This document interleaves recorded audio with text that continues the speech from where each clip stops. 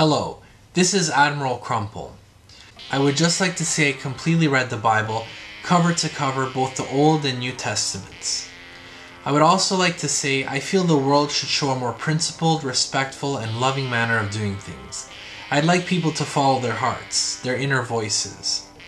Find what they love to do in life and do it. I feel everyone has a purpose deep inside of them, and it's their responsibility to fulfill it and leave a beautiful legacy to the following generations. I'm proud of myself for having the interest and discipline for reading the scriptures this way. It's beneficial because it gave me an overall perspective since the books are mostly arranged chronologically.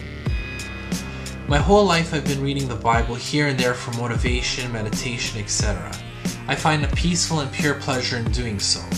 This video was created just to put that out there, and if you're interested in reading it, I encourage you to do so.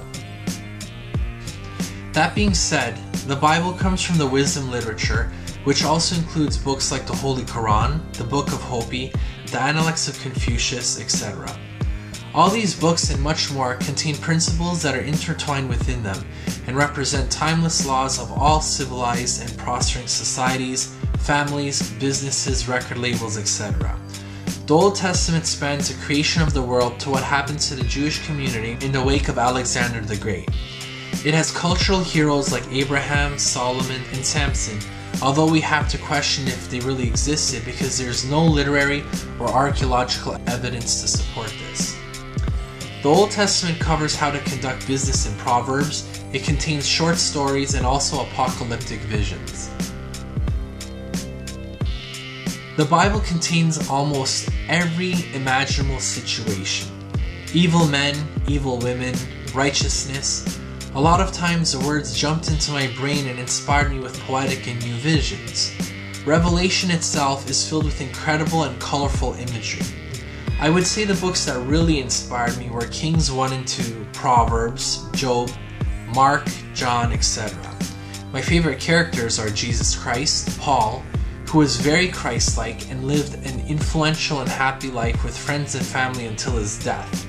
I also loved King Hezekiah, who to me is like the ultimate leader, and Ruth, who was a noble woman exemplifying love and kindness. The book is also filled with musicians, jewelry, gold, silver, and precious metals of every kind. I read it, but like many friends told me before, it wasn't necessary. The basics are in the 10 Commandments. I feel if you live by them, you will generally live a very good, effective, and abundant life. I mean, look at living their opposites. Look at how adultery damages the whole person and families. Or take thou shalt not steal. Now let's break it. Let's create MP3s and steal music. What were the natural consequences that followed? The collapse of the music industry. CD sales fell from 17.5 billion in 2008 to 15.8 billion in 2009. Stealing is hurting the development of local music in a number of markets affected by piracy, as record labels have less money to invest in new artists.